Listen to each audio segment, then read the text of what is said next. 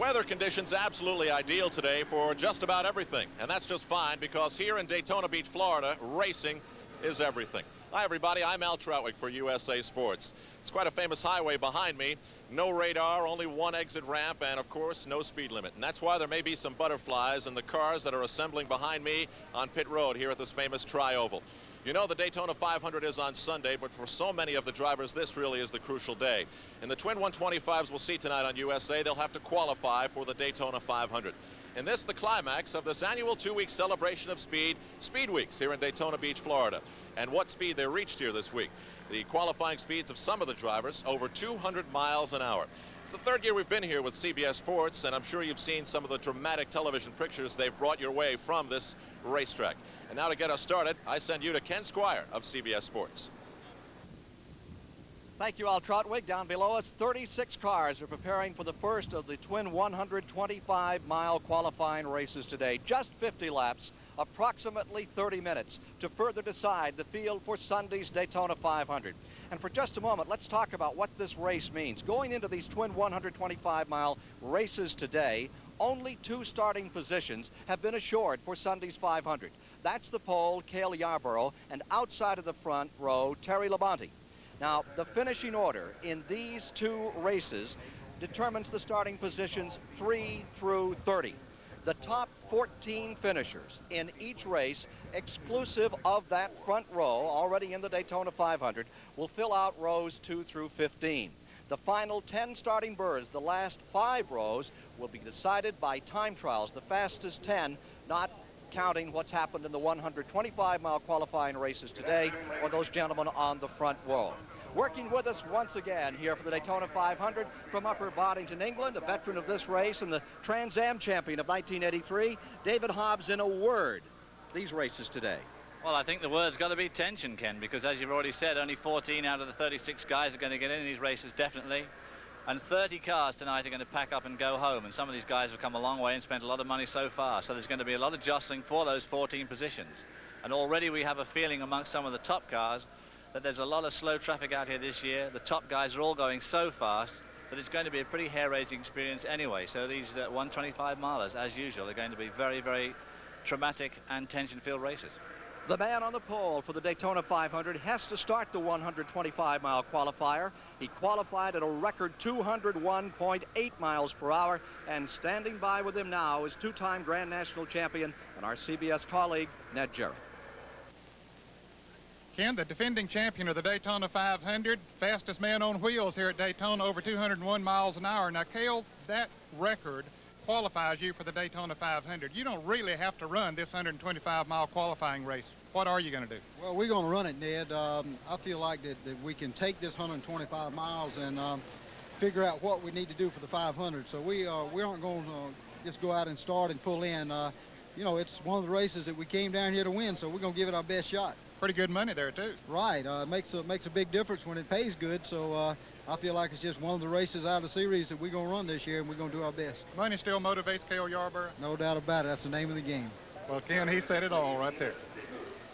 In our continuing effort to enhance our CBS coverage of motorsports, we have a new edition here at Daytona for 1984. It is indeed a great pleasure to welcome the Dean of American Racecasters on pit road. Here is Chris Economaki.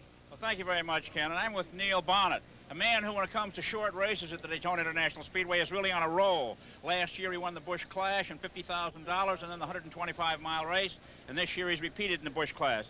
Neil, attacking a 125-mile race, is it different than a 500, and if so, in what way? Well, we virtually got the car ready to go the 125 miles without any changes on it. A sprint race like this, we're not going to be able to make a lot of adjustments on the car. Hopefully the thing is pretty close, and we're just going to have to make a mad run for the flag. Neil, there's very few two-car teams in stock car racing. We know you want to beat your rivals, but what about your teammate? How important is it to beat number 11? Well, right now we're concerned about getting car 11 and car 12 winning races. Fortunately enough, we're in separate races today. Hopefully I can win this one and make a good run at it, and Darrell will have a good day also. Okie doke. That's it from Neil Bonnet, and back to Ken Squire up top.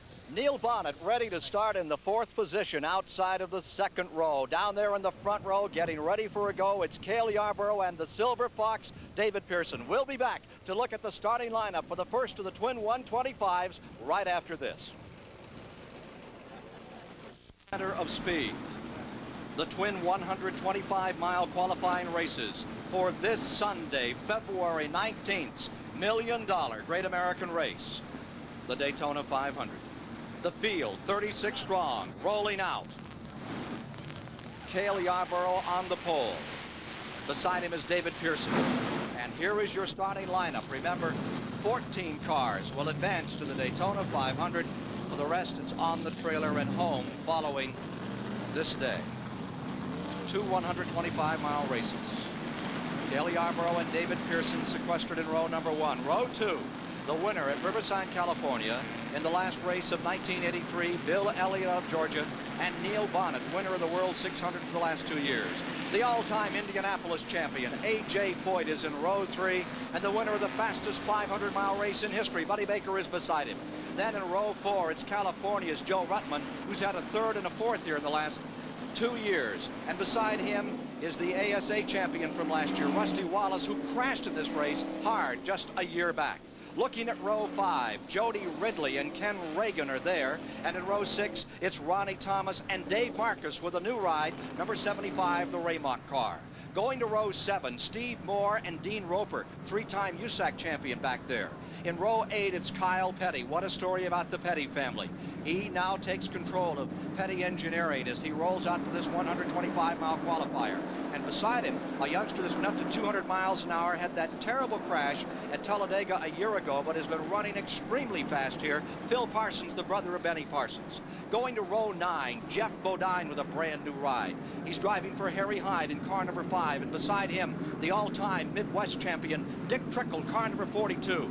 In row 10, it's Ronnie Sanders and Dean Combs, who's driven so many of the international sedan races and won.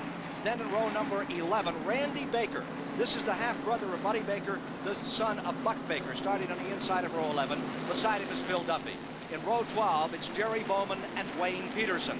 Going to row 13, Trevor Boyce, runner-up for Rookie of the Year a year ago, and Jack Ingram. Now that's a backup car for Neil Bonnet out here today, this number 92, a backup to the 12, as they try to make sure they have that racing team in the field, and the former national sportsman champion of NASCAR has that assignment. In row 14, it's Doug Heffernan from up in the state of New York, and Jimmy Smut-Means out of the state of Alabama on the outside of row 14. In the 15th row, Jimmy Sauter out of Wisconsin, father of 11 children, many times Midwestern champion, and Ramo Stott is back from Keokuk, Iowa, the chief from Keokuk in row 15. Row 16 is Bobby Wowak of Villa Park, Illinois, and Laurent Rioux from Montreal is in row 16.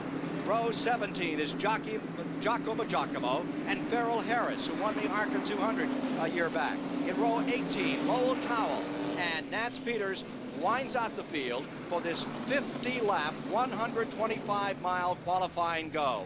More from Daytona as we prepare for the start. Mile, Daytona International Speedway. Again, 36 cars. Let's take a condition report right now. We have temperature at 70 degrees, humidity at 55. Track temperature is considerably higher today, around 90 degrees, David. Yeah, but on the other hand, they got no wind at all, hardly. They just a very light breeze out of the southeast, which shouldn't upset these cars around this track, unlike we saw last Sunday during the clash. Now there you see Cale Yarborough. Take a look at his race record. He averaged 183 miles an hour in winning this event in 1970. That record has stood a long time. There will be one pit stop in this race. One pit stop in a 125-mile distance. Here they are, coming down out of turn number 4, off the 31-degree banking. Yarborough has to start. He does not have to run it because he won the pole on pole position day this past Sunday. Pace car ducks in. Field ready. Mammoth crowd for the twin 125-mile qualifying races at Daytona, congregated, watching as down the line comes Yarborough leading the field. Off the point, trying to go out in front of an old adversary, the Silver Fox, winner of 105 Grand National races in the 1976 Daytona 500. That's David Pearson on the outside. Car number 31. That's Reagan in the pit, that's number 31, Saunders in the pits already. Ronnie Saunders, first car in. Back straightaway. Yarborough in front. 50 laps. David Pearson, line second. shuffling out back, David. There's going to be a lot of shuffling going on for the next 125 miles because there's some quite fast cars well down on the grid here, including Phil Parsons, Benny's brother, who started off about halfway down. He's got to do better than this race. Elliott's in third. Bonnet is in fourth. Baker is in fifth as they complete 1:49 to go. Remember, the bubble here, 14th or 15th position. In this case, 15th. With Cale Yarborough out there, and look at the speed as they come down the back straightaway. And Cale Yarborough seems to have pulled a bit away from the pack there. David Pearson hanging on to second place, now being really pushed hard by Bill Elliott. The Harry Renier car, Waddell Wilson prepared. It's been the fastest car here the last 6 years, but was not on the pole last year when Yarborough tipped over right there on the track in qualifying. Cale Yarborough, three-time winner of the Daytona 500, defending champion, across the line. And pulling away from that second train. Up into the sixth position moves Joe Ruttman.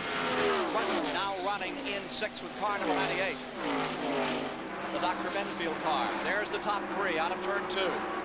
And look at the incredible horsepower now looking further back in the field. And that would appear to be the Ingram car beginning to unloosen some laps out there. Rusty Wallace is in the 88 as they hurtle down the back straightaway. And there goes Kyle Petty in his Ford trying to ramble through, and Ken Reagan on the outside. Ken Reagan, not a very familiar name down here. He's been here once before, I think, but he qualified extremely well. Leaders completing 2 laps. Yarborough now drawing to a 15-car length advantage. A.J. Foyt is in 6th. Jody Ridley is in 7th. And Kyle Petty is taken over in 8th. That number 7 car that you saw, Kyle Petty, is on a roll. He is moving up into the 8th position. In the 9th position right now is Rusty Wallace. Now there is Kyle Petty as he fights his way through. We've also got a car smoking down towards the back of the pack. This going down the main back straightaway now. He may cause a caution flag, which would be too early for these guys to come in for fuel at this stage. Last lap, average speed 197 miles per hour. Leaders at 197 miles an hour in lap 3. Coming by to complete 4. Yarborough first, Elliott second, Ruttman up to third. Baker is in 4th. Neil Bonnet laps in. There is Waddell Wilson, the crew chief on the car that currently is in the lead. Number 28, Cale Yarborough. Sticking right there with him is Bill Elliott. And Sanders back in the pits another time. Yeah, his car was just smoking as he went down to the tribal here. That unusual story, however, up in front, the perennial second place runner, Bill Elliott, who finally turned it around and won at Riverside, California in the rain a year ago. The final race, the Winston Western 500, now finds himself in the second spot. He's pulled up on the draft. He's managed to pull up on Cale Yarborough, which is pretty good going, and they've both pulled away from Buddy Baker at number 21 and David Pearson at 12. There's Neil Bonnet running there in a good, strong 5th place, but he'd rather be near the front than that. Ruttman remains in 6th. Ruttman holding on to 6th. And comes A.J. Foyt. A.J. Foyt may have his hands full shortly.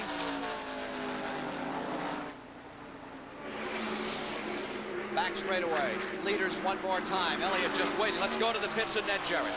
Ken, we're standing by with Mike Beam, the crew chief on Kyle Petty's car. You mentioned he's coming up through the pack. Mike, are you pleased with the way he's running? Oh, yeah, we knew that if we ever got in a race and it worked like it's supposed to, that we'll be okay. Have problems on the track. That's Ronnie Thomas, number 41, going down the back straightaway into 3, erupting an engine. Thomas in trouble, drops onto the apron. Caution comes out. Caution is out. First one of the day for Ronnie Thomas, former Rookie of the Year out of Christiansburg, Virginia. What a bad break for Thomas. So the field is under caution for the first time, with now 7 laps officially completed in the first of the 125-mile qualifiers at Daytona. If there's one thing... Single file restart coming up, and we'll watch it from the Goodyear blimp as they come around this 2.5-mile track. The Winston Tour for 1984 underway here at Daytona, then on to Richmond, Virginia the following Sunday and a half mile, then Rockingham, North Carolina. As 1984 bursts to glory right here out of the east end of the Speedway. Look at this magnificent shot before this great throng. on a weekday afternoon at Daytona, coming down for the start. They're right at the start-finish line now, right below us. And they are away into turn number 1. And Joe Ruttman's in trouble, slowing way down. We heard a gigantic explosion as he came across the line, and Ruttman is way off the pace. What a bad break for Joe Ruttman. Meanwhile, the leaders are coming out of turn number 2. There's Ruttman down on the apron. Now, he had some very fast times in qualifying, so he might be blessed as one of those 10 drivers who get picked up after we've had these 125-mile qualifiers. Look at Bill Elliott. Hold on out there, Dave. Bill Elliott's going jolly well, and right behind, of course, is Buddy Baker and the other 4. There you see them going over the bump on the exit of turn 4. Cale Yarborough, the only man to do 200 miles an hour here, still hanging up that front place. It's David Pearson in the 4th position, Neil Bonnet in 5th, A.J. Foyt in 6th, and up to 7th, Kyle Petty. And another smoker going out of the tri-oval there. There you see Dave Marcus in number 75. He's being challenged on the inside, the Ironman, Jack Ingram. Where's that Jody Ridley pulling up through? And there is Ruttman, bottom of the racetrack, out of 2. We have still another car smoking some, car number 60, and that would be the Nance Peters car, which had started dead last on the field.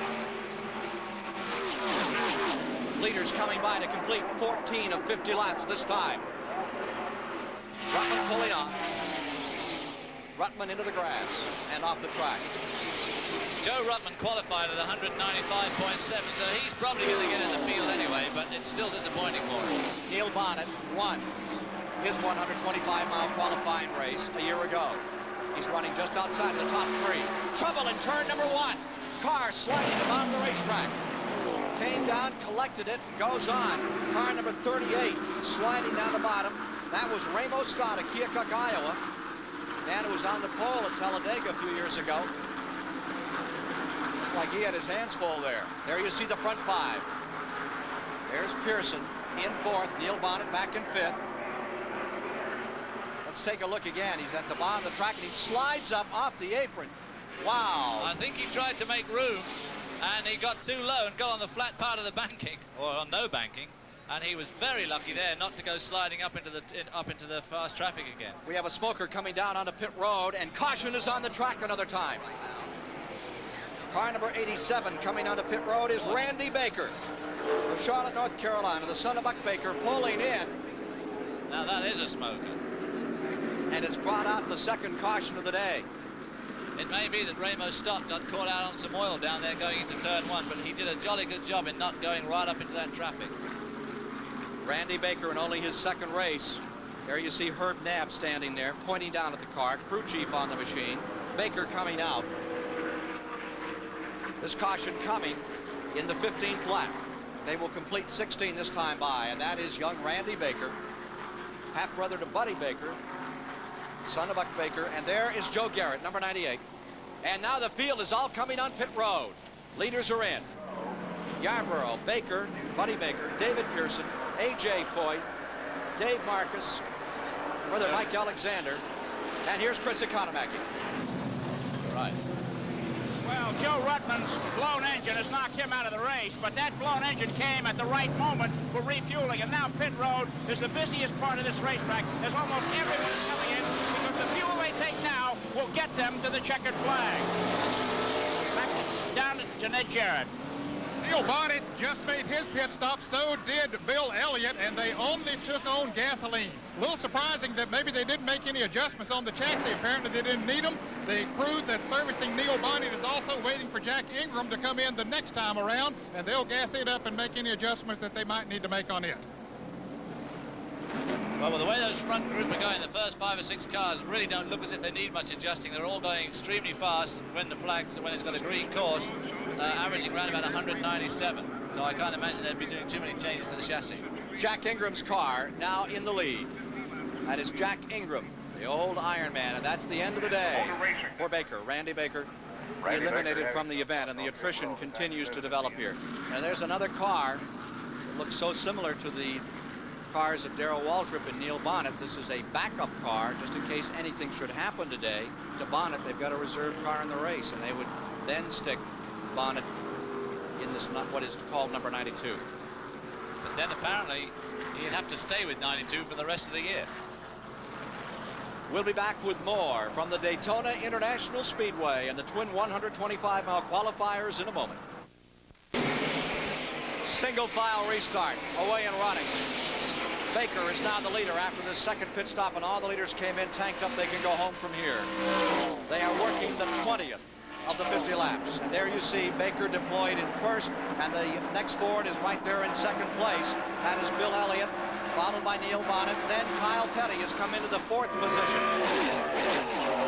Back up to over 190 miles per hour. Well, Kyle Petty has really pulled up well in this race. Obviously, he's doing a tremendous job, but there's a long way to go yet, as Judy Johnson says.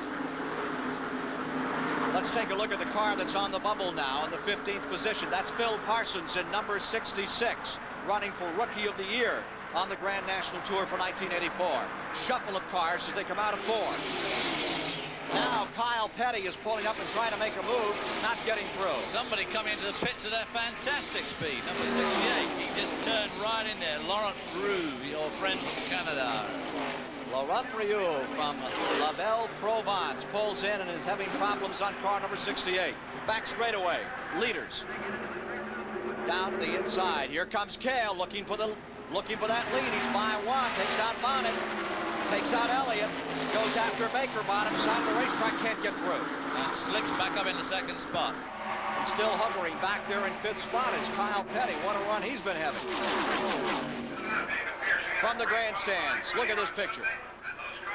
Here they are through the 17-degree trioval. Down into turn number one, fastest part of the racetrack, up over 200 miles an hour, and then the G-forces just load up on you on this 31-degree banking. I'll tell you who is interesting here, running in a very lonely 8th place, is your friend Dick Trickle with 1,000 victories under his belt. He's hanging on extremely well there with no draft either in front or behind him. Tremendous racer, Trickle trying to make it into the 500. Here they come in march lockstep order to turn 3. Ford in first, Ford in third, and in fifth. Dave Marcus doing a bit of wall meandering there, getting very close to the wall as he went through 3. Chevrolets dominate the field this year. At second spot, Haley Arborough. Then the Chevrolet back there in that fourth position, Neil Bonnet. Back they come for turn one. A quick look at attrition now. Let's see who's out of this thing. Out of the first 125-mile qualifying race. There you see it. Thus far, 6 cars of the 36 starters have fallen by the wayside. Latest victim, Randy Baker and Joe. Oh, big crash in turn. Down on the turn 2 area, we've got 2 cars spinning and sliding. You can add 2 more to that attrition rate. Look out, there's a car bouncing back into the track. It looks like 73 and 74, and 73 went right back across the track, right in front of traffic. Steve Moore out of Georgia, and with him is number 74, Bobby Wowak of Villa Park, Illinois, who's had his share of crashes on this racetrack. Caution is out again. It's the 3rd caution of the day. It comes in the 23rd lap. And that's the story on Bobby Wowak this year. These 125s have been devastating over the seasons for Bobby Wowak. Front end sawed off car number 74, and with him 73 took a glancing blow. Steve Moore and his car ricocheted back out onto the second turn right across the track as traffic was still approaching at over 190 miles per hour. You see a black consultation flag in starter Harold Kinder's hands. There's the driver, car number 73, out. He looks like he took a lick. Walking a little gingerly.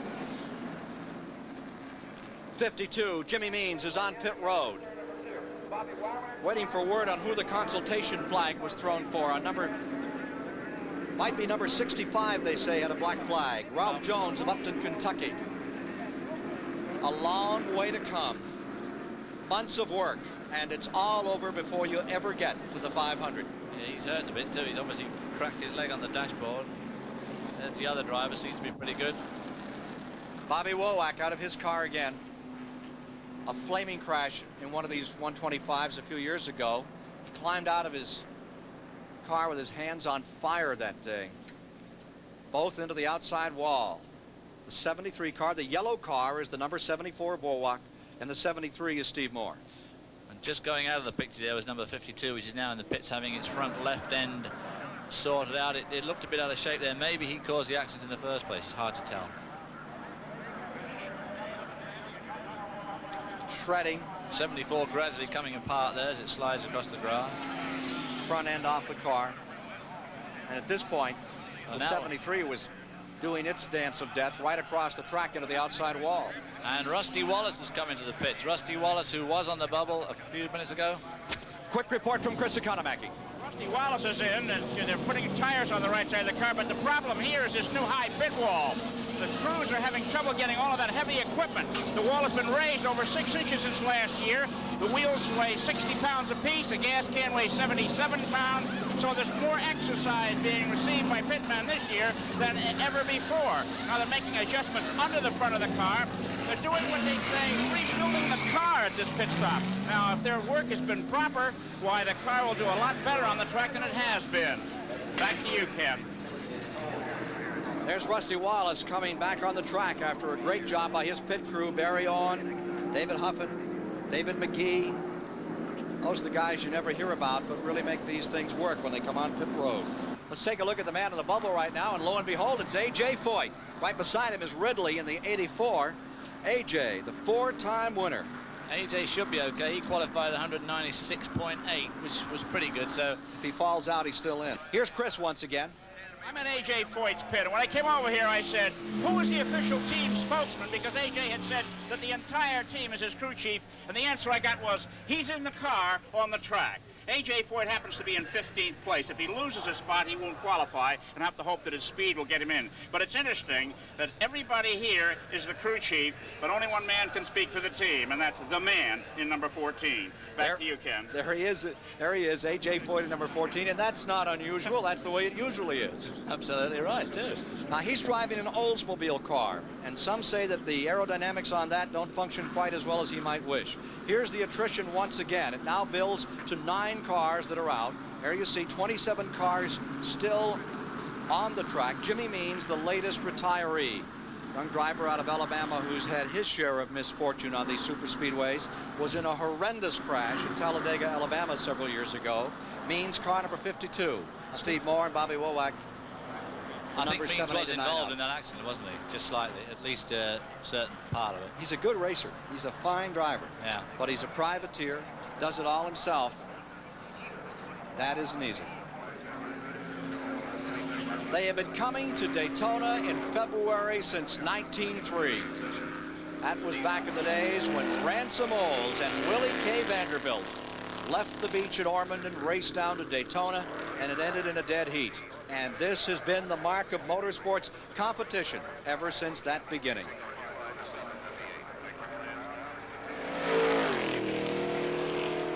We have at least one more lap under caution before they'll turn them loose here today.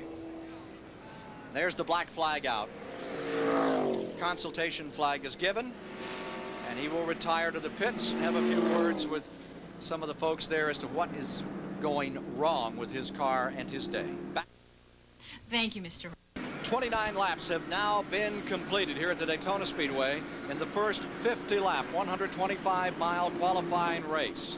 There you see the leader, Buddy Baker. They'll be back under green in 1 lap. Let's go to Ned Jarrett on pit road. Well, Ken, good news from the hospital. The preliminary reports are that both drivers, Bobby Womack and Steve Moore, walked from the ambulance. Of course, they're now being observed by the track hospital doctors, but it was good news that they were able to walk on their own. Now let's go up pit road where Chris Economaki is in the pits of Phil Parsons.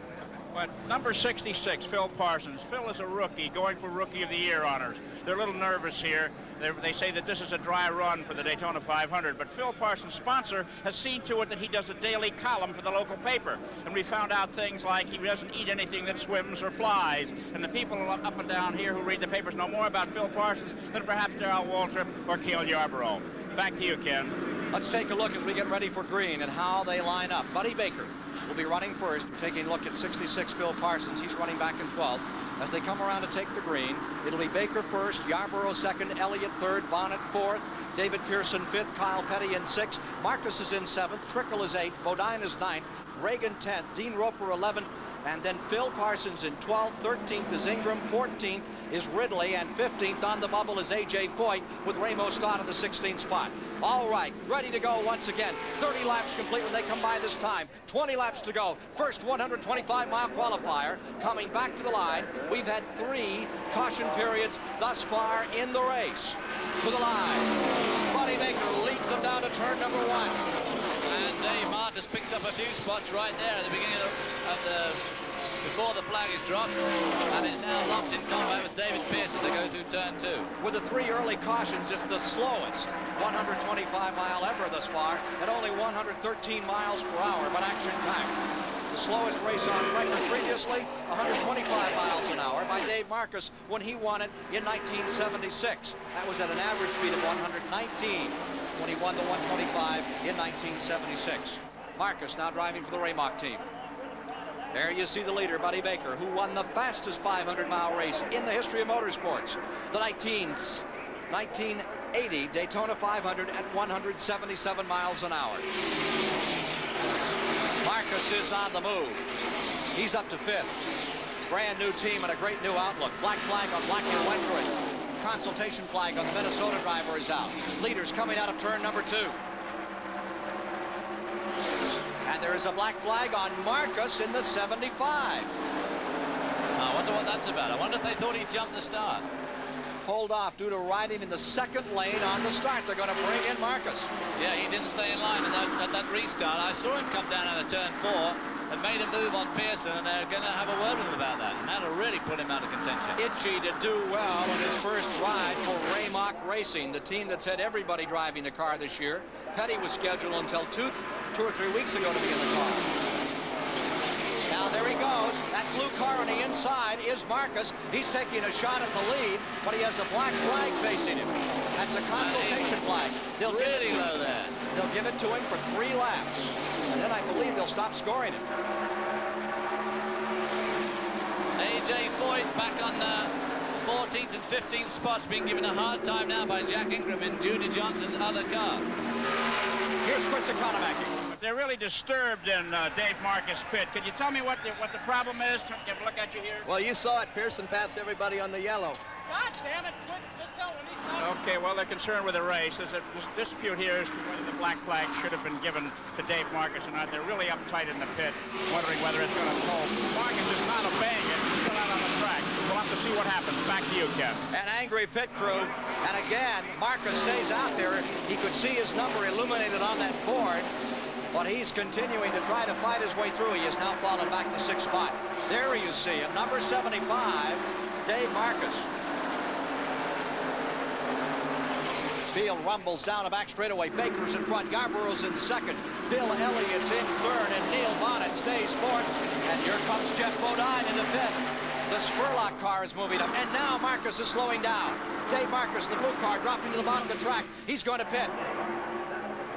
There'll be some anger in his pits. Boy, there will. As he comes in, going to stop him and then let him go back out. Here is Marcus coming in car number 75. They say he was in the wrong lane for that single file start. He's pulling down. There's Chris Economaki there at his pit. Let's go to Chris. It was one of those stop-and-go situations. That's the penalty that Marcus is paying for apparently having violated the rule. It wasn't the black flag so much as it was the wrong lane. The high-speed leaders have the outside lane. The slower men have the inside lane. Apparently the NASCAR officials felt Marcus was in the wrong lane. Back to you, Ken. So Marcus has lost there half a lap. He's just going to turn 2 now, and the leaders are coming out of turn 4. 5 times a winner. No cars had been lapped. It was designated a single file restart. We have an 12-car freight train for the lead right now. Baker stays on the point, the one place you don't want to be out here. He was set up in the Busch Clash by Neil Bonnet and Cale Yarborough in a similar situation. Now, 35 laps complete, working lap number 36. 200 miles an hour, back straightaway. Well, knowing Cale, he'll just stick in that 2nd spot till the last lap. He keeps on doing that, and Buddy Baker, of course, is trying to shake him up, trying to get him in there in front of him, but they can't. Around the banking from the Goodyear blimp. By this time, they will have completed 90 of 125 miles. And look at that string of beads going down front of the grandstand area by the start-finish line, headed for turn number 1. Rush hour traffic and no speed limit at the world's center of speed as Baker stays in front. Yarborough stays in second. Out of turn number 2.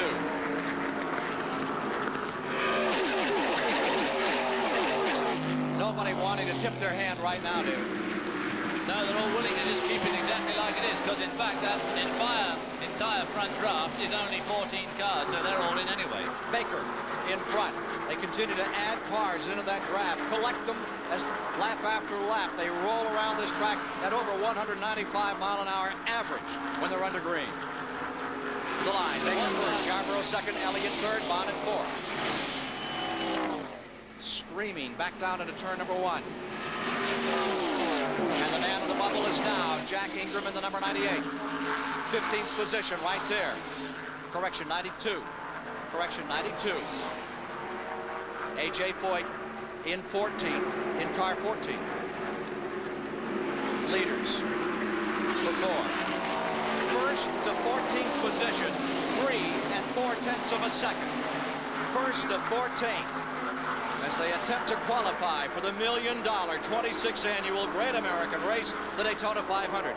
Car saying goodnight here on pit road is number 06, Wayne Peterson, in his Buick out of Alabama. What a struggle for the lead. There you see that Bonnet car just lying forth. That car has a lot of muscle. Came pounding through in the running of the Clash last Sunday here on CBS.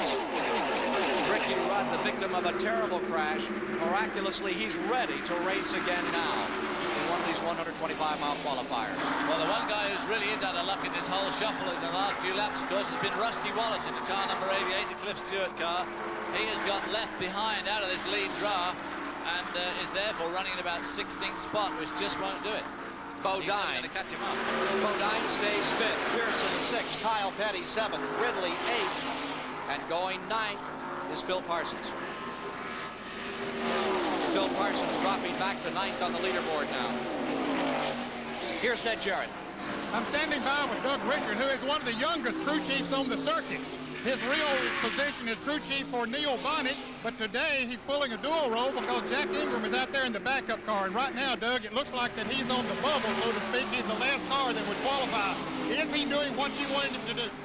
Yeah, basically, Ned, what he's wanting to do is just finish well enough where we can get a spot in the 500 if something drastic happens to Neil's car here in this qualifying race. So he should be in pretty good shape, and it may come down to his time. He should still be the team. Any Neil, a word from Neil up front there? Is he sitting where he wants to be, or how's he doing? Well, the words we've got from him so far is that the car is handling real well and running real good. So it's getting down here to 10 to 9 laps to go, and I think he'll start making his moves from here on out. Okay, we'll see if he can make that move. Now let's go to Christy Conemaker. It's lunchtime on a Thursday here in Daytona Beach, and the crowd turning out for these 125-mile races is staggering in size. 5 or 10 years ago, they would have been happy to get this many people for a Daytona 500. It shows a dramatic interest in stock car racing in these United States. Back to you, Ken. 9 laps remaining as they come by this time. 9 to go. And what a freight train. A.J. Foyt's back on the bubble in 15th spot. And losing ground rapidly, too, to Jack Ingram, who only passed him 1 lap ago and is now about a second and a half in front. Foyt slowing up quite a lot. Leaders, Baker first, Yarborough second, Elliott third, Bonnet fourth, Bodine in 5th, Pearson is 6th, Kyle Petty is 7th, Jody Ridley is in 8th, running in the 9th position is Ken Reagan, and in 10th is the great Midwestern star Dick Trickle. Change of leadership, Cale Yarborough goes out in front, 43 complete, 7 to go, and the new leader is Cale Yarborough at number 28, the man who put that car on the pole at 201.8 miles per hour. Puts that Juan L. Wilson prepared car back, and he's trying to draw away. A.J. Foyt's in trouble. Meanwhile, there's the battle for second place. Neil Bonnet had it. Now Bonnet in the second position is being challenged. Buddy Baker goes through to second. Bill Elliott goes through to third. Bonnet drops to fourth. And Cale Yarborough serves notice of a tough 500 by just pulling away from that draft. He is walking away from the field. This is remarkable. He is breaking the draft. He's driving out of it, David. Well, it would certainly seem like that. Bill Elliott has another go at Buddy Baker as they go through turn 1 and 2. There's Elliott into second. Baker falls to third. Bonnet's dropping back off the pace. We might have expected that. He has a slightly... His gearing's not very well set up for this high-speed race. He thought the race speed would go up as the race developed. As it happened, they've had so many cautions. They're all raring to go, and Cale Yarborough is just pulling away from the field. Here's Ned Jarrett with Waddell Wilson. Well, he's the man that makes that car go so fast. Waddell, everybody was surprised when Cale made his move. Was that the plan? Well, no. Well, at least I haven't been telling him anything to do. I think what's happened, he's seen an RPM's way down, and he knows he can run a lot quicker. And he don't want to get in a, you know, in a big pack there at the end going into 3. So he probably feels he can get away from him and go on and try to win. Is that surprising you a little bit that he's able to pull away as easy as he is? Well, no, I'm just glad he can. It, you know, it feels good to be able to have a car that'll run that good. Well, I tell you, he deserves that confidence, Tim. Now let's go down to Chris Economac, who's with Leonard Wood. Okay, Buddy Baker's too cheap. Leonard, is Buddy going to be able to match Cale's speed in the last few laps? It don't look like it. It looked like Cale's awful strong, so, you know, he qualified over 200 miles an hour, and it looks like we don't have enough for him. What are you going to do between now and Sunday? We'll just have to try to get better. Okie doke, back to you, Ken. Pray a lot. Bill Elliott is in second, and you see in third the Wood Brothers car. And A.J. Foyt is in trouble. Doug Hepburn had just gone by him a moment ago. Now A.J. Foyt has dropped onto the apron. A.J. in his qualifying lap, David, had a 195, 196? 196.8. He should be okay at that, but only just. But it's a very, very fast qualifying field. 46 laps of 50 complete, 47 this time by. There's that battle for second place as Yarborough is exerting tremendous strength in car number 28. He is just driving away, even though the two Fords of Bill Elliott and Buddy Baker are locked together there in a perfect draft situation. They should be able to pull up on him. There's A.J. Foyt coming into the pits. Fourth place is Neil Bonnet. Fourth place is Bonnet. Fifth place is Bodine. Sixth place is Pearson. Seventh place is Petty. Eighth is Parsons as it unwinds. Battle is for second place between two 1984 Ford Thunderbirds. There you see the 28 car staying up in front.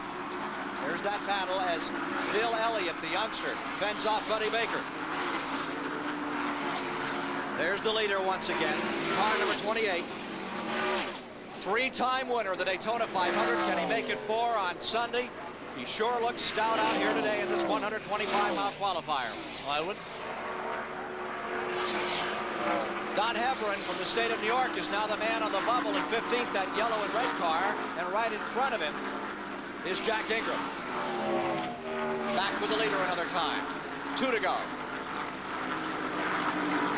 Well, he's won 3 Daytona 500s. He won it in 68. He won it in 77. And with our CBS onboard camera, he won it last year. And, of course, CBS will have a camera once again in that seat alongside, if there was to be a seat in these cars, and Cale Yarborough Sunday afternoon in the great American race. So if I was a betting man, I wouldn't want to be putting money against him. That's right, for sure. 1 to go.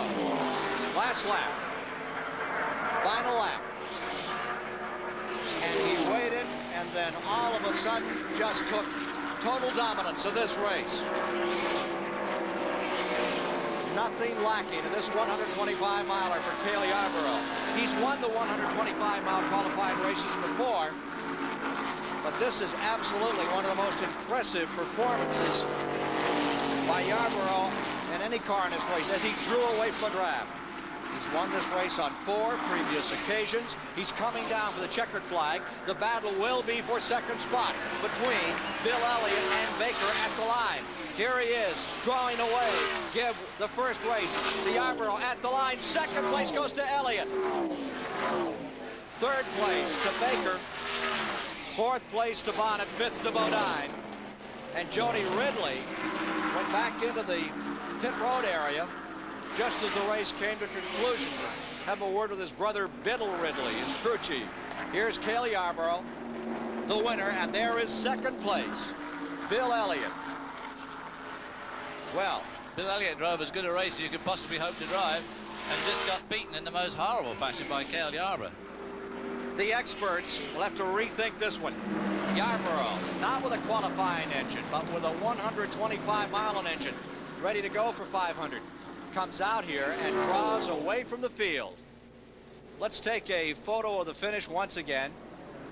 Here you'll see Yarborough coming to the line. Now watch the cars for second position directly behind him.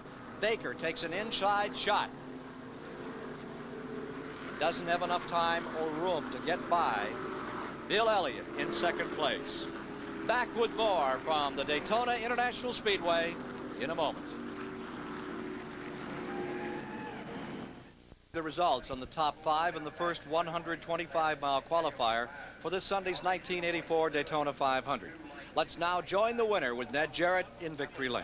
And Cale Yarborough, a big smile on his face. Of course, this is not his first visit to victory lane here at Daytona, but Cale, they seem to make it somewhat easy for you. Were you surprised you were able to pull out front that quick? Well, I really was, Ned. I knew in the beginning of the race that if I could run flat out like I did the first few laps, that I might could get away from them a little bit because, you know, everybody behind you is fighting for position. So I wanted to run behind Buddy to the last lap, but Buddy wasn't going to have any of that. So he pulled over and made me go by him down the backstretch with, you know, 8 or 9 laps to go. And I just said, well, if I can run it flat out for 10 laps, I don't believe they can catch me, and it worked. You were going to wait until the last lap then? Right. I was going to wait to the last lap if I could have stayed where I was behind Buddy, but he wouldn't have any of that, so I had to go. Got to feel good going into the Daytona 500 with that kind of horsepower in the hood. Well, I really do, Ned. This Hardy Chevrolet is really running good. Waddell and the entire crew has done a fantastic job. And, you know, I've been watching these commercials on TV of the hamburger places, want to know where the beef is. This number 28's got the beef. Of course, Carol will be carrying one of the CBS cameras on Sunday in the Daytona 500. His wife, Betty Jo, here with a big smile on her face. Now let's go to the garage area and Chris Economac.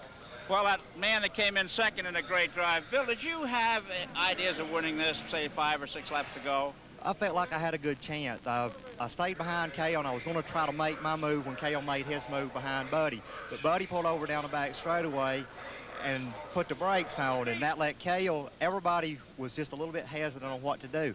I tapped the brakes, and everybody else was coming up behind me so quick, that let them get by me. And then we were all jockeying around, and Cale just kept on going. You know, and then it also, on top of that, he was catching other cars, and it just helped him get on away from us. Phil, did you ever see anybody with such strength when he wanted it to pull away out of the draft? I've never seen that before. I hadn't either. We were watching him yesterday afternoon in practice, and it was unreal. His car, I saw Neil pull in behind him. They took off. Cale just drove away. It's unreal. The car will really run. Now, what do you do now between now and Sunday to match that? Well, I felt like my car was good. I'm just going to try to get it working a little bit better in the corners, and I feel real comfortable with the car. I felt like I could have kept up with him if I didn't get caught behind, but we got caught a little bit behind. You know, I don't know if I could have passed him at the end, but I felt like I could have kept up with him. You don't want 1984 to be a lot of second places like 83, do you? No, I don't. Okay, Bill Elliott trying to get first. Now back to you, Ken.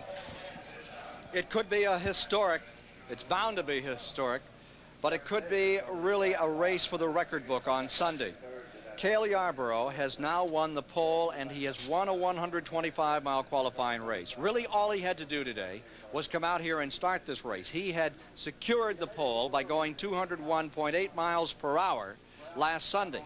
But now, Cale Yarborough is into position to do what has not been done but once on this track. In 1962, Fireball Roberts won the pole, won the qualifier, at that time a 100-mile distance, and went on to win the 500. Nobody has ever taken a Daytona Triple Crown since. So Cale Yarborough is in a position to do it all come Sunday afternoon. There's the summary of the race. 50 laps, 3 different leaders. The top 15 at the finish. Yarborough winning, Elliott second, Buddy Baker in third, Bonnet was fourth, Bodine fifth, Pearson sixth. It was Phil Parsons in 7th, Kyle Petty was 8th, Ken Reagan 9th, 10th was Dean Roper, Trickle finished 11th, Doug Heverin 12th, then Jack Ingram in 13th, Combs was 14th, and Rusty Wallace was 15th. Back with the second 125 in a moment. The second 125-mile qualifying race is ready to come online. Again, the field is comprised of 36 automobiles trying for those starting positions in the Daytona 500 this Sunday afternoon. Let's take a look at the starting lineup. It'll be Terry Labonte, who will be outside of the front row after his 200-mile-an-hour lap last Sunday on the pole. Benny Parsons, the 75 winner, starts in second position. Row 2, Darrell Waltrip, still trying to win this race for the first time, and beside him is Dale Earnhardt, also trying to win it for the first time. In row number 3, Harry Gant, the Bandit, and Richard Brooks, who had a good fifth-place finish here a year ago. In row 4, from Massachusetts, Ron Bouchard, and the 7-time winner, Richard Petty. Going to row 5, it's Grant Adcox and Tim Richmond. In row 6, Sterling Marlin and Bobby Allison. In row 7, Tommy Gale and New York State's Greg Sachs. Row 8 is Mike Alexander and Lenny Pond. In row 9, Ricky Rudd and Clark Dwyer. Row 10, Connie Saylor and defending Indianapolis champion Tom Sneva. Elliott Forbes Robinson and Joe Boer are in row 11. Row 12 is Mark Stahl, the off-road racer, and Jim Southard. Going to row 13, Lake Speed and Buddy Arrington. And in the 14th row, Tex Bobby Hillen and Randy LaJoy from up in Connecticut. 15th row, Del McCoward and Dave Simcoe. 16th row, J.D. McDuffie and Rick Newsom. Going to 17th row, it's Blackie Wengren and Don Paul. And then comes Jim Hurlbut and Jerry Churchill. So there's the field ready to go. With some of the key players in the field, let's take a look at this story and go down to Chris Economaki standing by. Chris? Well, thank you, Ken. I'm with Darrell Waltrip. Darrell, you've had a degree of success on the Daytona Speedway, 4 qualifying wins, a Busch Clash, 3 sportsman races, but the big ones have always eluded you. How do you look on the Daytona Speedway when it comes to a 500? Well, I've been working hard on my mental state. Never winning this race, and it's so important to me, and it's so important to our sponsors. It really is an added dimension as far as I'm concerned. I need to win this race. I want to win it very badly, and I try to convince myself that I don't do anything differently here than I've done at Bristol or Nashville or Wilkesboro or Charlotte. I hope that I've got it all under control this year. I've had a long talk with myself on a number of occasions. I'm not going to try to win this race. I'm just going to try to finish it. That's what I was going to say, Darrell. It's been a long time since you finished here. It's been 4 years. I finished second here in 1979, and I've been knocked out of the last 4, 3 blown engines and a bad crash last year. So the crash last year convinced me that I need to work on my game plan a little bit, and hopefully I've got a new plan for this year. Maybe it'll work. Okay, so Darrell Waltrip has a new plan, and down pit road is my colleague, Ned Jarrett. Chris, I'm standing by with Ricky Rudd, who just a few days ago had one of the most horrifying accidents we've seen here at the Daytona International Raceway in the Busch Clash. Ricky, do you have any apprehensions about getting back into a race car after that? Well, no, not really, Ned. You know, I was only in the hospital about a day, and I came back out on Tuesday and got back in the race car. And I think if I'd had trouble, I'd have experienced it then. To me, it wasn't that bad of an accident, just for the simple reason that after the first flip, I blacked out, and I don't really remember all the rest of it. I haven't looked at any photographs of it and haven't looked at it on film. So to me, it's not that bad, and it's something that it's not that hard for me to have to overcome because I simply didn't see it. As a result of that accident, you had to qualify a backup car for the Daytona 500. You're starting farther back in the field here today. How do you see that? Well, to me, that scares me worse than thinking about that wreck the other day. There's a lot of nervous people back in the pack there that I think there's a lot of pressure on them to come into these 125s and do good. If they don't do good, they load up and they go home. So you tend to have a lot of drivers really living it all the way on the line there because they know what the consequences are. I'm just hoping that I can get very quickly get out of that pack and find some people up front to run with. Well, Ken, you can rest assured that accident hasn't taken any of his enthusiasm away. Back for the start in a moment. Qualifying race is ready to go. The field approaching turn number 3. Up on the front row, it's Terry Labonte and Benny Parsons. At row 2 of Waltrip and Earnhardt. First 125-mile qualifier run at a very slow gate. Here we are ready to go. 36 cars strong. 15 to make it here. There's Ricky Rudd's wife, Linda, watching down on pit road and scoring for him today. She stayed cool and collected, and she was just 85 or 90 feet from where that car came to rest a Sunday ago in the clash. Well, he must be a bit apprehensive because The one thing he doesn't want really is to be right back in the pack, which is where he is now. On the break, Ricky Rudd in car number 15 from the 17th position. Into turn number 1. Pouncing on the lead, Parsons. Out of 2.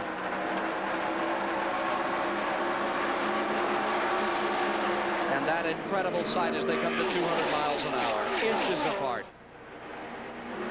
Darrell Waltrip sliding right back to what, 8th place?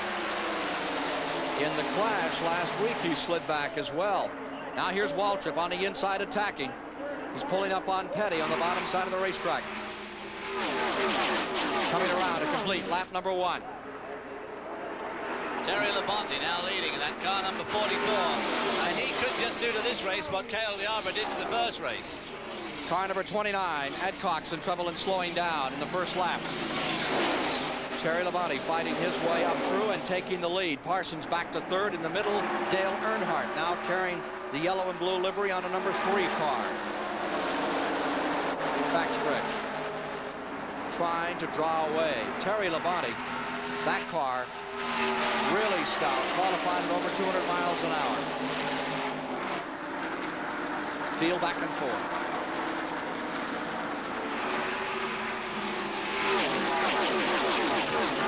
Ricky Rudd in 11th spot there in that lead draft.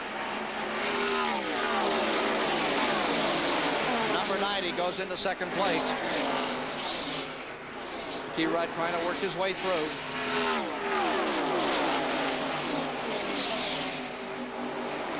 Leaders down out of 2.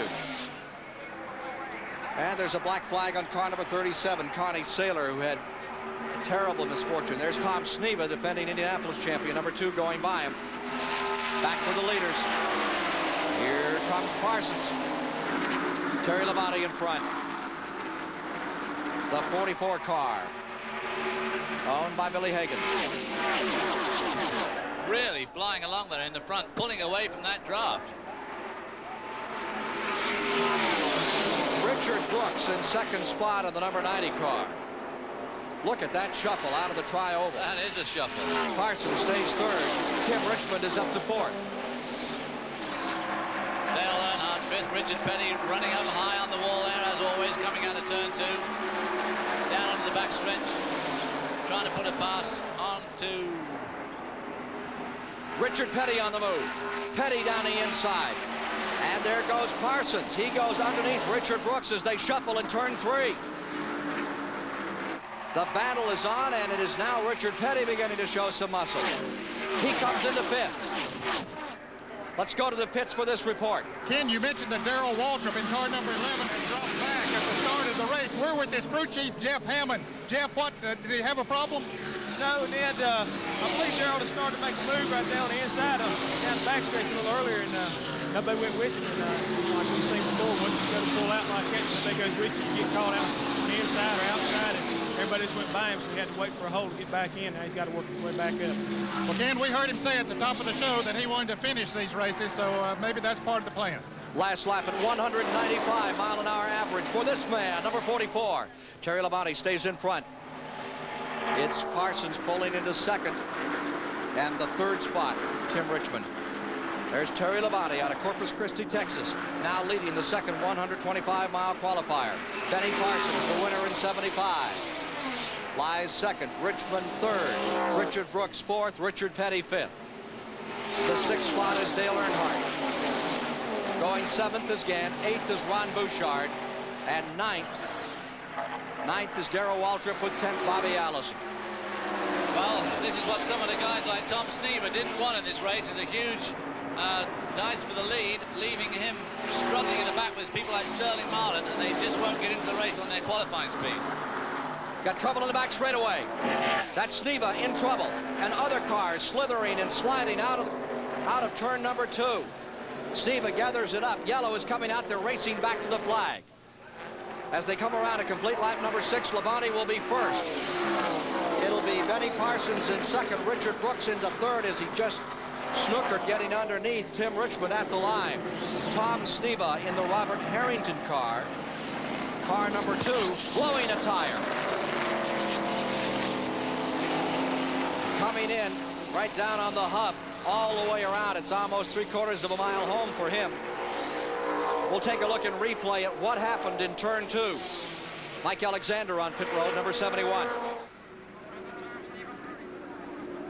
Car breaking away. Ooh, overcorrected. Looks like he lost the engine. Sneva. As he started down out of 2, something was really amiss. It was already showing a little bit of smoke. Corrects, he gathered it up. And then in taking evasive action, a couple more cars squirted down beneath him. Who is that? Here he comes, right front down. Sneva, defending Indianapolis champion, 3-time second place, had that amazing 33rd to 2nd run. He's looking for the wheel store. Let's go to Ned Jarrett.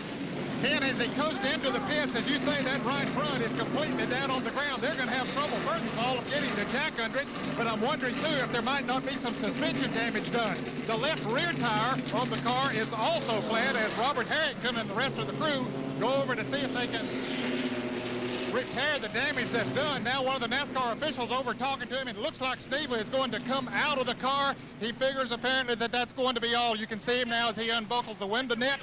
So it looks like for the 1983 Indy 500 winner that he might not make the Daytona 500. We'll be back with this later. Let's go to Chris Economack. I'm with Bud Moore, Ricky Rudd's crew chief. What does Ricky have to say about the race so far, Bud? How's he feeling and how's the car going? He said the car's running right well. We got a little push getting in the corners, a little bit tight, so I think it'll be real fine after we run another 7 or 8 laps on the green. Then the car should neutralize, and we should be in real good shape. Well, that's a good mechanical report, Bud. Tell me about your driver. Well, the driver right now, he said he feels real good, and everything's looking on go. Okay, and now back to Ned Jarrett. He's definitely unbuckling from the Simonized car number 2, getting out of it. We'll get a word from him here in just a moment as he comes out of the car. It's too bad that a fellow of his stature is out of it here today. Tom, I know that you maybe can't hear us as you unbuckle your helmet. What happened over there? I don't know. Something let go coming off the corner, and the car got sideways and just got into the wall a little bit. But something on the right side let go coming off the corner. Well, boy, I know this is awfully disappointing to you and the Robert Harrington crew. Well, it is. You know, the car drives real good. We were having a little motor problem down here, but, you know, we were just going to hang on and go for a ride today and try to get ready for Sunday. Okay, that's the words from Tom Sneva. Now let's go back to Ken Squire. Tom Sneva had qualified at 191.168 miles per hour, so whether or not he'll be one of those 10 to come from speed into the 500, that's in question. Back with more in a moment. Up in front, Parsons is 2nd, Brooks 3rd, Richmond 4th, Petty 5th. Back in 6th is Earnhardt, 7th is Gant, 8th is Allison, 9th is Waltrip, and 10th is Ricky Rudd. Let's go to Chris Economack. The tools used in the pit area today are rather sophisticated in most cases, stock car racing becoming a highly scientific sport. But in some pits, some of the old tools are still in use. These things here, which are now known as Mexican speed wrenches, they're still used once in a while during the course of a stock car race. Back to you, Ken. Indeed they are. That's supposed to be a single file restart, but when the green came out, they made a jump on it, and going out in front is Gant in the 33. He stuck his nose right down to the bottom. I didn't see whether he moved before the flag dropped or not, but if he did, they'll have the black flag out for him again. All right, there's the field, and it is demanded down on the inside. Down the back straightaway. They put them 3 wide. Looks like you're going to put them 4. Right. That's Allison. Screaming into the lead. Bobby Allison, defending Grand National champion. Bobby Allison is on the move, and here comes Waltrip into 3rd. Gant settling back into 2nd. And Tim Richmond lying up there in 4th. He's running pretty strongly today. Benny Parsons dropped back to 7th. 5th spot is Labonte. 6th spot is Parsons.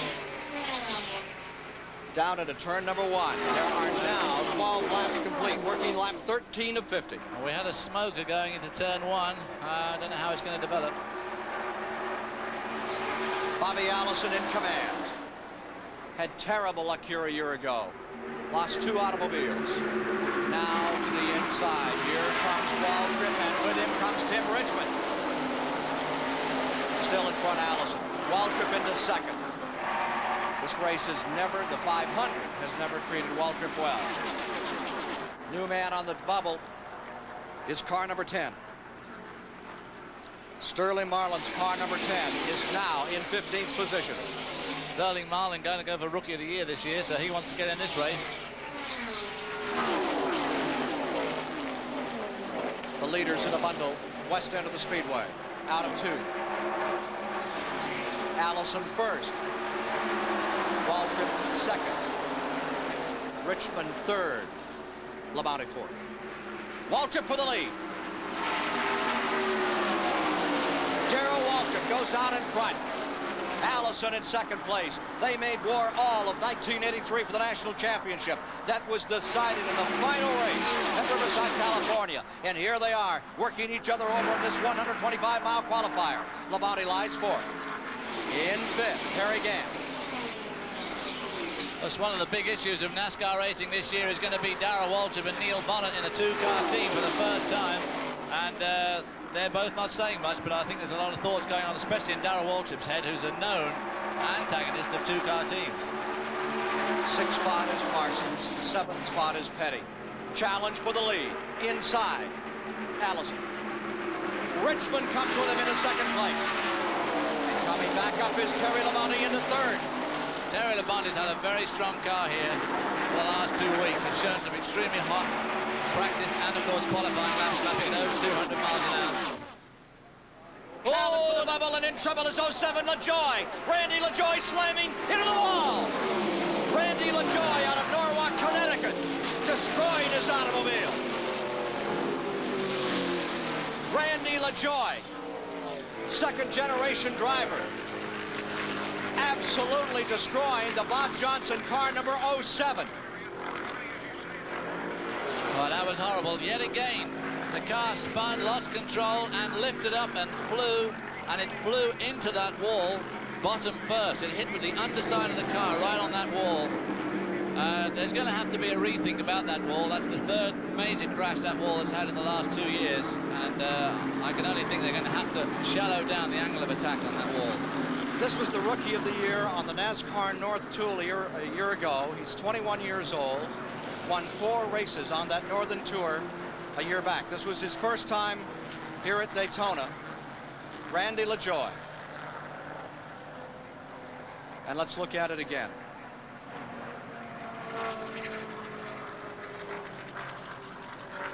Out of control, off turn 4. So similar to the 15 Ricky Rudd, but he collects the wall, which Rudd just missed. Sails bottom side at 190 miles an hour into the retainer, and the car is destroyed.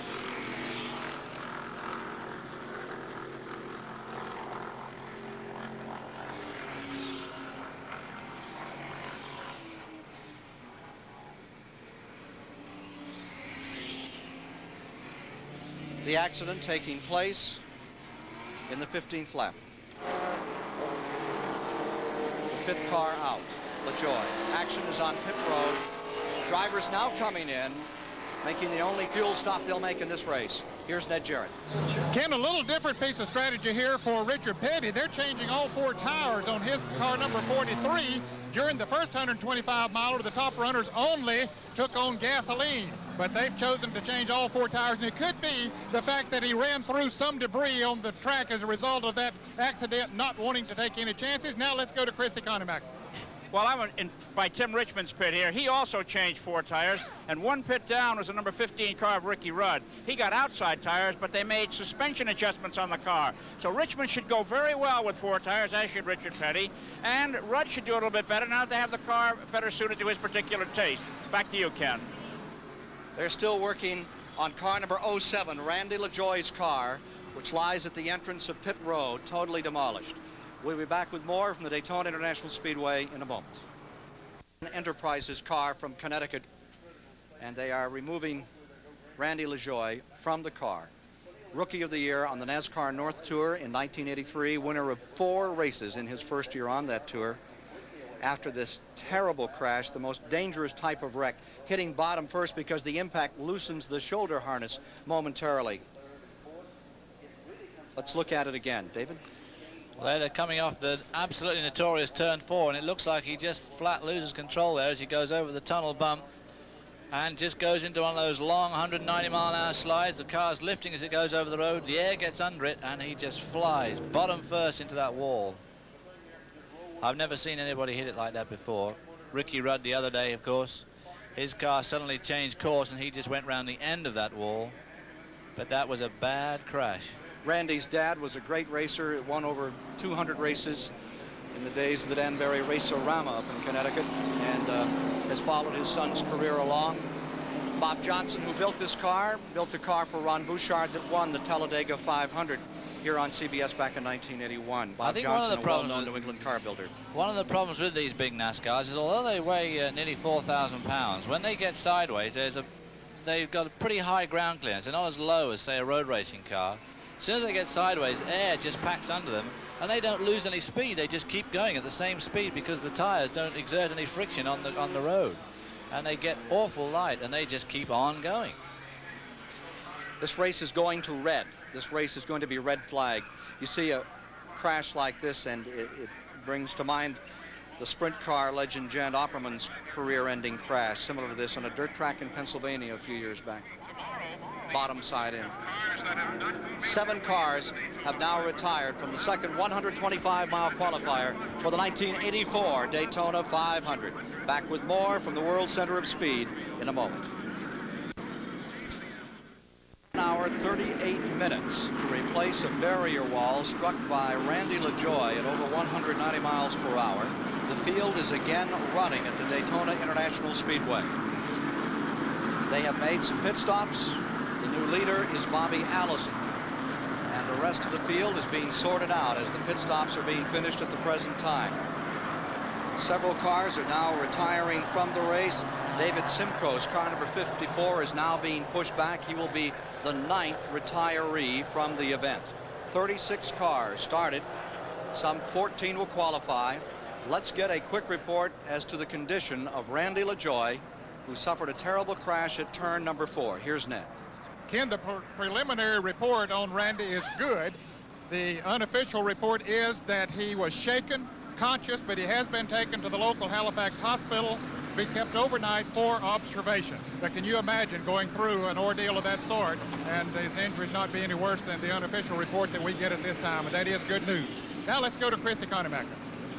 The crew chiefs up and down pit road are concerned over the hour-and-a-half delay and not being able to work on the cars. They say that tires can go soft, and they won't know whether they're soft until the race begins. And if a car has a soft tire, it could spin out. Now, the tires are ready here for a change if necessary. They have their fingers crossed along pit road. Back to you, Ken. Pace car is in. Ready for a start. They are away. Darrell Waltrip running back in 13th on this restart as they shuffle down into turn number 1. Yeah, Richard Petty nearly got caught out there by Blackie Wangren, who led this race briefly and smoking badly. There was a bit of a shuffle right here in the tri-oval, and Richards dropped right to the back of that group. Now he's coming up on Bouchard. He's passing Buddy Arrington on the outside, closing on Bouchard. Petty, who's coming out of 18th spot on the restart. Here he is slamming through cars, trying to get him. And there are the leaders. Change of leadership. Put Labonte in front. Gant in second. And Dick Brooks takes the Junie Donlevy car into third.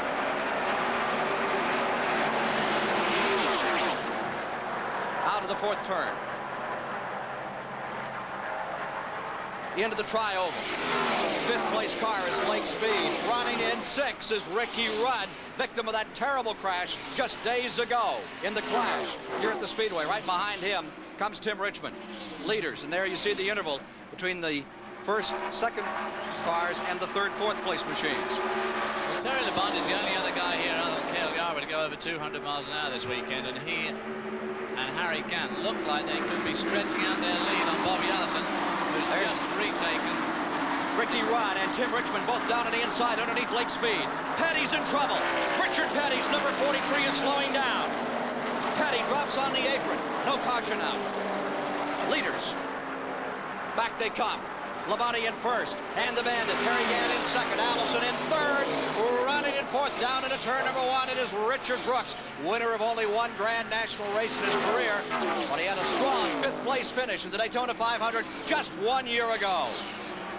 Well, there's a bit of extra sponsorship this year, and they tell me that they're expecting their car to go very well, because it's going to allow them to buy better tires and look after the car and run it a bit harder all the time. So, and he looks like here he's going very well. Some seagulls leisurely floating over the backstretch, while at 200 miles an hour, the assault continues. Petty is out. Richard Petty's number 43, out of the race. He did 195 in practice, though, so he should be right on that time. He should be able to stand on that. Shuffle of positions as they come down out of turn number 4. Striking for the line as they come across this time. Labonte first. Allison looks like he wants to make a move as he comes to the tri-oval. Keep your eye on Allison in the 22. Let's go to Ned Jarrett in the Richard Petty pit. We're with Buddy Parrott, the crew chief. Buddy, what was the indication? What went wrong? Well, Richard said he had a vibration, and we don't know what it was. It may have been a dry shaft or something. He had complained about a vibration in the car, you know, on that last pit stop. That's the reason he came and got 4 tires. So maybe we had a dry shaft or something like that messed up in the car. Well, whatever it is, he's out of it now, Ken. Halfway this time by.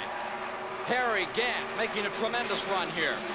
Up in second, Labonte, who qualified outside of the front row at over 200 miles an hour, has the lead in the Billy Hagan car. He flies that machine into the tri-oval. Down they go into turn number 1. Allison playing the waiting game. Twice the Daytona 500-mile champion. Will he make it 3? Sunday afternoon, February 19th. There he is, Bobby Allison in third. Harry Gant in the Hal Needham Burt Reynolds car, number 33 in second. Darrell Waltrip really unusually off the pace for him, right back in 12th place. Front 3. Third and fourth turn, East banking. The lead 3 cars seem to pull out a bit of a gap on the trail on the second group. And that is led by number 90, Richard Brooks in 4th, in 5th. Tim Richmond in 6th, Ricky Rudd in 7th, Lake Speed. In 8th, Benny Parsons. Let's take a look at Ricky Rudd back here. There you see him with Lake Speed right after him. Lake Speed still seeking that first Grand National win in car number 1. Battle for the bubble right here. That is Tommy Gale and Del McCoward. Tommy Gale in the 64, the white car, Del McCoward in the 0. Leaders. Gantz there. Travis Carter, prepared car. And Hal Needham and his crew have been down here practicing and testing over some time. Needham taking a very active interest in this car 33 this year. They're right there and within striking distance by 1 car of winning a 125. 28 laps complete of the 50 this time by. From the Goodyear blimp, there are the leaders. There's the Goodyear blimp giving you these incredible pictures as they hustle off the bank. Through that west end banking, you can see how the sun's showing that terrific shadow over that west end bank. And these 3 leaders have really pulled out. Bobby Allison, Harry Gant, and Terry Labonte. Terry Labonte running very strongly this afternoon, just like he has done all this week. Leader out in front. It is Labonte. Trying to apprehend him is the Bandit. Gant and Allison, and there's that other battle back there in the 4th position. You see number 90. That is Richard Brooks right behind him in the maroon car. That is Tim Richmond. Back for the leaders another time through the tri-oval. Now here comes the 4th place car. And on the outside, a battle in that 4th place is developing. There it is. Tim Richmond up on the outside is going for 4th place. Richmond rim riding his way into turn number 1. Richmond goes into 4th. Richard Brooks drops to 5th. Holding 6 is Ricky Rudd. Leaders in the back straightaway. And there's the other battle. That's the interval from the front green back to the fellows running for 4th through 7th. There's the interval once again. Ned Jarrett has a report for us on the condition of Darrell Waltrip's car. And he is gradually black sledding through the field in that car number 11. His crew chief says that they think he has a miss in the engine, that he's only running on 7 cylinders, and certainly the way they're running here at Daytona today, you can't keep up that way. He's just staying out there trying to get himself now a position in the Daytona 500, but it won't be long till he'll be out of that top 15. 197 miles an hour was what he ran, so as a provisional, one of those last 10, he would be in the field. But right now, his car, number 11, is in 12th position. Waltrip. Here's the whole story right at this moment with 30 laps complete, 20 to go. Terry Labonte stays in front. Harry Gant, outstanding performance in second spot. And maintaining third is the defending Grand National champion, Bobby Allison. Well, those three have pulled out over a 3-second gap now on the second group, which is still being led by Tim Richmond, followed by Dick Brooks, Ricky Rudd, and Lake Speed. All right, from the grandstand, watch them come to the tri-oval to complete the 31st of the 50 laps to be run. Wheeling down before a crowd, no estimate yet, but it looks to me well over 70,000 today here. Front three, hurdle down into turn number 1. Smoker going down. Lucky wangling there, Smoking going into turn 1. I'm surprised they don't black flag him. He's been doing that most of the race. The leader remains Terry Labonte at 44. His crew chief, Dale Inman. Chris Economiki's with him. Dale, Terry's out front. Will he stay there through the white flag lap? I don't know. We got two awful good cars behind us, Chris, and he'll just have to do what's best that he can do with the car. I don't know what his feeling is toward it. We're getting away from 4th place, so if those first 3 cars stay lined up, it's definitely going to be 3 cars running for the lead, you know, without some caution or something. But they're pulling away from the 4th place car. Dale, you've been around for so many years, and Terry's a relative newcomer. Are you going to tell him what he should do, or will he make up his own mind? No, he's on his own out there, Chris. He knows more about what's going on than I do. Okay, Dale Inman on Terry Labonte, number 44. Back to you, Ken. I would have trouble believing that. And Dale Inman was the man who strapped up Richard Petty for all 7 of his wins here at the Daytona 500. Crew chief, close friend of Petty for many years, left Petty Enterprises in 1981. Now with Terry Labonte, who leads and is pulling away by 5-6 car lengths as they hurdle at over 195 miles an hour out of turn number 4. Into the tri-oval they come. Terry Labonte trying to hold on to win this 125-mile qualifier. The bandit, Harry Gant, number 33, right there as they shake and shuffle just a little coming through the tri-oval and down into turn number 1. 3-car battle for the lead with now 33 laps in the book. There they come, the 3 Musketeers. 9 laps to go now. Terry Labonte in front, Allison in second, and holding on is Gann in third. 40 laps complete. 40 complete. On for 44, Terry Labonte. Oh, just a little wobble as he came out of turn number 2. You can see the front end get just a little squirrely for a moment. He gathers it up. Here comes Allison down to the inside. Will he try it at turn 3? He does. Bobby Allison picks it up, and defending national champion and 2-time winner of the 500 pulls away by 8-9 car lengths as Gant goes after Labonte on the inside.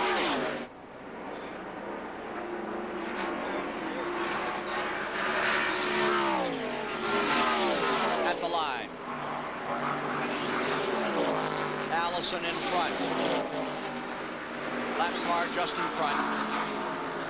And Bobby Allison. There you see him about about an 8-car length advantage. 8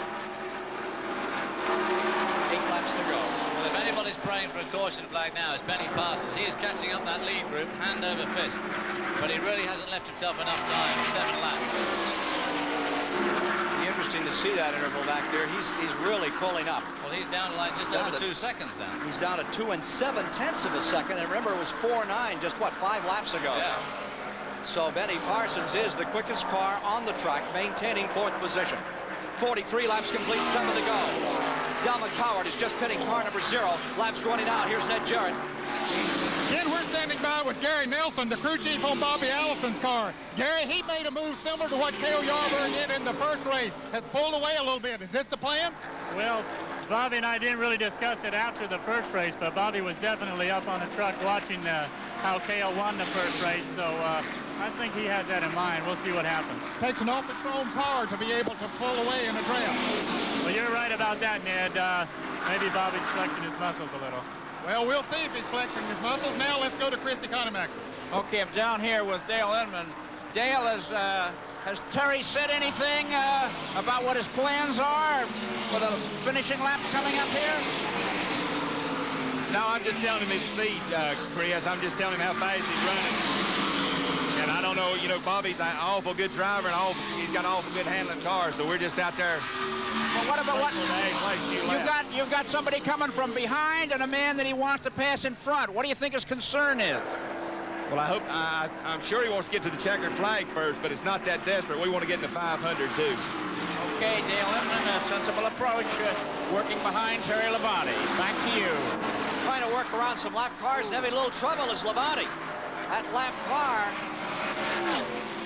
making him squander some time there. As they came down, car number 50 was dancing around the racetrack, giving a bit of a problem to the cars running in second and third. Jim Southard's car out of Harrisburg, North Carolina. Now there you see second and third. And Allison in a carbon copy of the first race when Cale Yarborough did the draw away. Bobby Allison trying to prove that he too is a Paul Bunyan of a car here that can run away and leave the field with giant steps in the waning moments of this contest. Well, I think the best Bobby Allison has run all week, so obviously they must be feeling pretty happy because they're running really strongly today and they're gaining momentum as the week goes by, and a couple of the others are losing it. Second place battle coming around, and there will be 4 laps to go and they hit the line this time.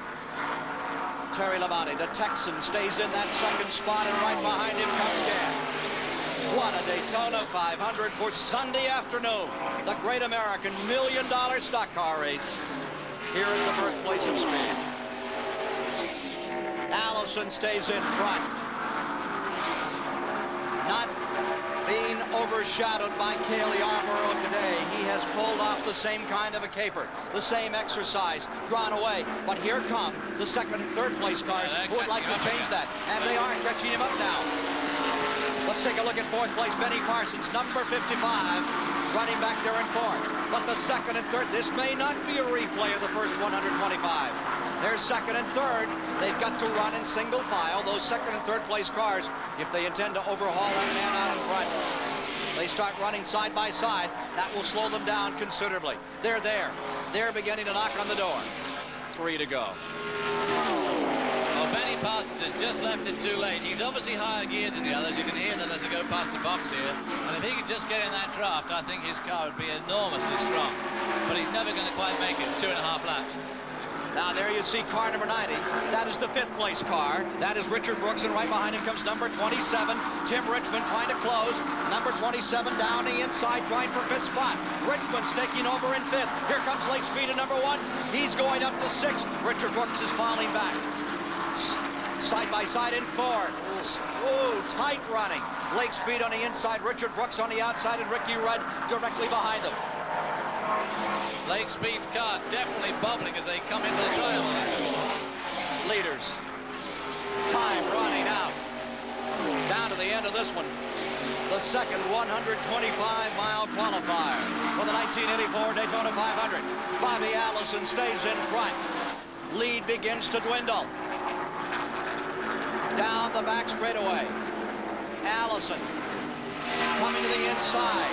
Terry Labonte pulling up on him another time. And Benny Parsons is just about to hook onto that group as they come round turn 4. Let's look at this picture out of turn 4. And you begin to see just in the background there, car number 55, Benny Parsons, really making up time. White flag, 1 to go. There you see the 3 leaders, and there comes Parsons. Benny Parsons into your picture now. He's running in 4th, and he has done a magnificent job. Wide open, flat-footed, all around the speedway, trying to overhaul this trio in front. He's just not gonna, I don't know. I can't believe he'll make it from that far back. You wonder if Allison is out here trolling. There he is, dropping to the inside again. Comes off that turn 2, drops low. Maybe he's giving it a little, but maybe he's pulling back. Here comes the 44, last lap. Gant comes to the inside, coming down to the checkers. The Bandit, Harry Gant, the Hal Needham car, number 33, drops to the inside, comes up on a lap car. Here comes faster than anyone at the line. It's going to be Allison, the winner, second place.